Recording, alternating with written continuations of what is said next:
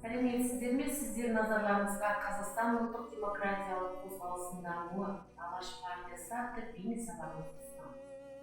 Сабақта біз Алаш партиясының қозғалысының партия ұйымдастырушыларының қысқаша өмірбаянымен Әлихан Бөкейханов, Ахмет Байтұрсынов және Міржақып Дулатовпен танысамыз. Алғашқы орыс революциясы басылғаннан кейін Қазақстанда реакция басталды. Ол шаруалардың Қазақстанға қоныс аударының күшеюіне көрінді. Мал шаруашылықтарын жойылу тез қарқынмен жүрді. 1907 жылы қазақтар сайлау құқығынан айырылды. Қазақстанда демонстрациялар, митингтер және жиналыстар өткізу тыйым салынды. Аймақтың әлеуметтік демократиялық және кәсіподақ ұйымдарын жеңіліп, саяси сенімсіз адамдарға полицияның бақылауымен күшейтілді. Кәсіпорындарда жұмыс сөздерін ұйымдастырушыларды ескертусіз жұмыстан босатылды. Зауыттарда, фабрикаларда және кеніштерде өндіріс нормалары, сондай-ақ жұмыс күні ұзақтығы едәуір артылды. Негізсіз айыппұлдар кеңінен тарала бастады. Алаш қозғалысының тарихи өткенінен жарқын және қызықты беттерін бірі. Алаш партиясының қозғалысы және ұрпағы 20 ғасырдың қазақ ғылыми және шығармашылық интеллигенция өкілдерін патриоттыққа және құрметтілікке үйретеді. Алаш партиясы тәуелсіз Қазақстанның құрылысына зор үлес қосқан. Алаш 1917 жылдың жазында құрылған алғашқы қазақ партияларының бірі. Алаш партиясы ұйымдастырушылары Әлихан Бөкейханов, Ахмет Байтұрсынов, Міржақып Дулатов және либерал-демократиялық бағыттардың қазақ зиялыларының басқа өкілдері болған. 1917 жылдың шілдесінде Орынборда бірінші бүкіл қазақтық съезі өтті.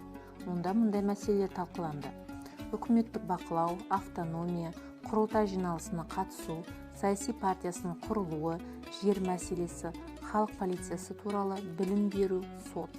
Съездің негізгі шешімі бойынша демократиялық парламенттік және федералды Ресей Республикасының құрамындағы қазақтардың аумақтық ұлттық автономиялық құқығы қорғау.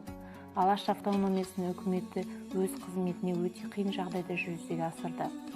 Партияның негізгі бағдарламалық міндеттер жарияланды. Бұлар: елді отаршылдыққа, құлдықтан босату, қазақ қоғамын ортағасырлық мемлекеттен шығарып және өркениетті елдер қауымдастығына кіру, қазақ қоғамының әлеуметтік, экономикалық және қоғамдық саяси өміріндегі түбегейлі өзгерістерді жүзеге асыру болды.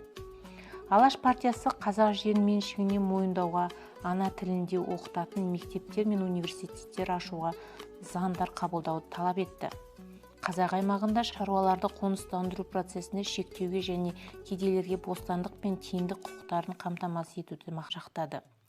Мұндай бағдарлама Алаш партиясынан кейіннен танымалдығын көрсетті. Саяси аренадан шыққан кейін 1920 жылдарда Алаш қозғалысының мәдениетті қайраткері, ғылым мен Қазақстанның ұлттық экономикасының дамуын айтарлықтай үлес қосты.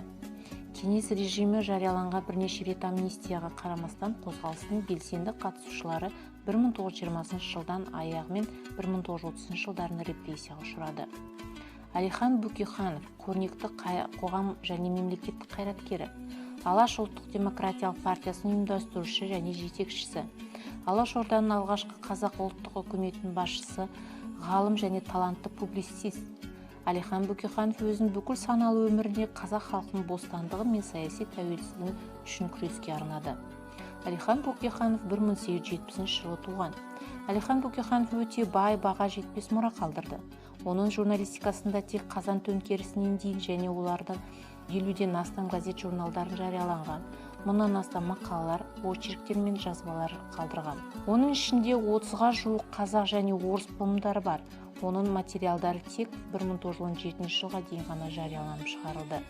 Ол көрнекті қазақ ғалымы және энциклопедист, қазақ өлкетануының негізгі қалаушысы болған. Қазақстан тарихы, антропология, ауыл шаруашылығы, мал шаруашылығы, әдебиет және басқа да білім салалары бойынша бірқатар іргелі ғылыми еңбектердің, очерктердің авторы болды. Бала кезінен Бөкейханов Абай мен Шортанбайдың шығармашылығымен жақсы таныс болып, туған өлкесінің тарихы мен географиясын жақсы таныған. 1893 жылы ол саяси, экономикалық, әдеби және басқа үйірмелердің жұмысына белсенді қатысып, студенттік тәртіпсіздіктерге көңіл бөледі. Мұрағат құжаттарына сүйенсек, сол жылдары Бөкейхановтың қызметі патша полициясының назарына алғаш рет өзіне аударды. Оның есімі саяси сенімсіздер деген қара тізімге тіркелді. Әлихан Бөкейханов бірқатар қоғамдық ұйымдарға белсене қатысты. Мәселен, ол Ресей географиялық қоғамның Батыс Сібір бөлімінің Семей бөлімшесіне және Семей статистикалық комитетінің толық мүшесі болды. 1905 жылы Әлихан Бөкейханов Мәскеудегі земство және қала басшыларының съезінде сөйлеп 5 миллион қазақтарға тең құқығы талап етті. Ол маңызды мәселелердің бірі тілдің еркіндігін таңдау деп санады. 20 жылдары ол 2 рет қамауға алынды. 1937 жылы олар Мәскеудегі Бутырская түрмесінде соңғы рет тұтқындалып түрмеге жабылды. Оған кеңес өкіметіне қарсы революцияға күрес жүргізді. Қазақстан мен Мәскеудің террористік орталықтың жетекшілерімен байланысы болды деген айып тағылды. 1937 жылы 27 қыркүйекте КСРО жоғарғы сотының әскери алқасы негізін айыптары бойынша Әлихан Бөкейхановты өлім жазасына кесті. Алаш партиясының әрекеттері үшін толық өзі жауапкершілікке алып, сол процесінде ол қозғалысқа қатысушыларын қорғауға тырысты. Ол мұны аналы түрде жасады. Әлихан Нұрмұхамедұлы 70 жасқа толу қарсаңында атылды. Үкім сол күнде орындалды. Ахмет Байтұрсынов, қазақ қоғам қайраткері, ағартушы, лингвист, ғалым, түріктанушы, аудармашы, мұғалім. Ахмет Байтұрсынов қазақ тіл білім негіздерін, қазақ грамматикасын анықтауға арналған ғылыми терминологияны жасады. 1905 жылы ол саяси қызметтеріне белсене араласты. Қарқаралы петициясының авторларының бірі қазақтардың жерді тартып алуды тоқтатуды, қоныс аударушылар ағынын доғаруды, халық жерлерін құруды талап етті. 1907 жылы ол патша әкімшілігіне сынақ айтқан үшін бірінші рет түрмеге түседі. Ал 1909 жылы Байтұрсынов Семей түрмесінде солсыз 8 айға қамалады. 1913 жылы Байтұрсынов бірінші мемлекеттік думаның бұрынғы депутаты Әлихан Бөкейханов және Міржақып Дулатовпен бірге Орынборда Қазақ газетін ашады. 1917 жылы Оренбургте жалпы қырғыз съездерде Алаш Қазақ партиясын құруға қатысып, Алаш Орда үкіметін ұйымдастырушылар мен жетекшілерінің бірі болды. Бүкіл ресейлік орталық атқару комитетінің 1919 жылғы 4 сәуірдегі қаулысына сәйкес оған рақымшылық жарияланды. Осыдан кейін ол кеңес үкіметінің қолдауында болды. 1929 жылы маусымда ол саяси белсенділігі үшін есте қалды. Ішкі істер халық комиссариаты тұтқындады. Патша заманындағы Қызылордаға түрмеге тағы да Міржақып Дулатовпен бірге қамалды және Архангельск облысына жіберілді. 1934 жылы сол кезде Қызыл Крест комиссиясының жұмыс істеген Пешкованың, яғни Максим Горкийдің әйелі өтініші бойынша Ахмет Байтұрсыновты босатты. Содан кейін ол отбасымен 3 асырап алынған балаларымен Алматыға оралып, кейінірек оның үйі мұражай болды. 1937 жылы қазанда Ахмет Байтұрсынұлы Қытайдан қамауға алынып, 2 айдан кейін 8 желтоқсанға ол халық жауы деген айыппен өлім жазасына кесілді. 1988 жылы Ахмет Байтұрсынұлы ақталды.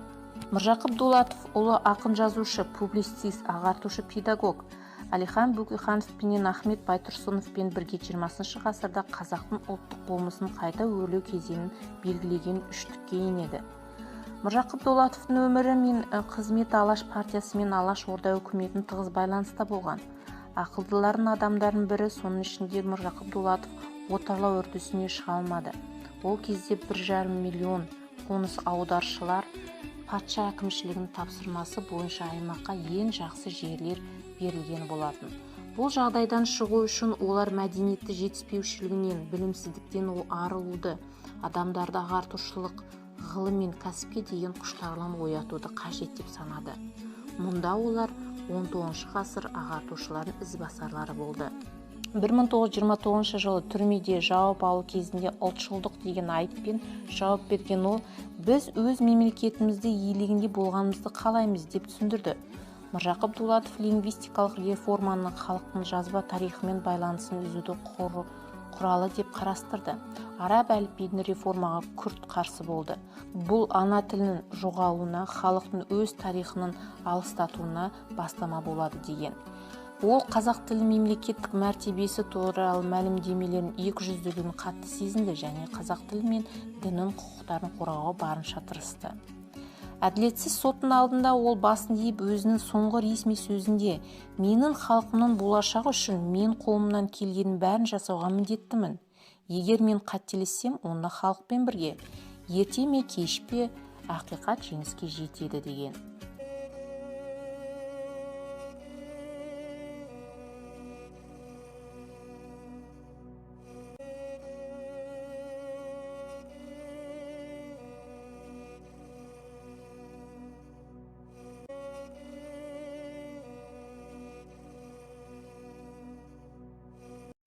бір мың 1955 жылы Алашорда өкілдері ақталды, бірақ тағы 30 жылдай олар ресми тарихтан тыс қалып отырды. Тек 1988 жылы 1989 жылдары Қазақстан Компартиясы орталық комитетінің шешімі бойынша Ахмет Байтұрсынов, Міржақып Дулатовты шығармашылық мұраларын ақталып шықты. Біртіндеп Алаш партиясының жетекшілері мен есімдері халыққа қайтарылды.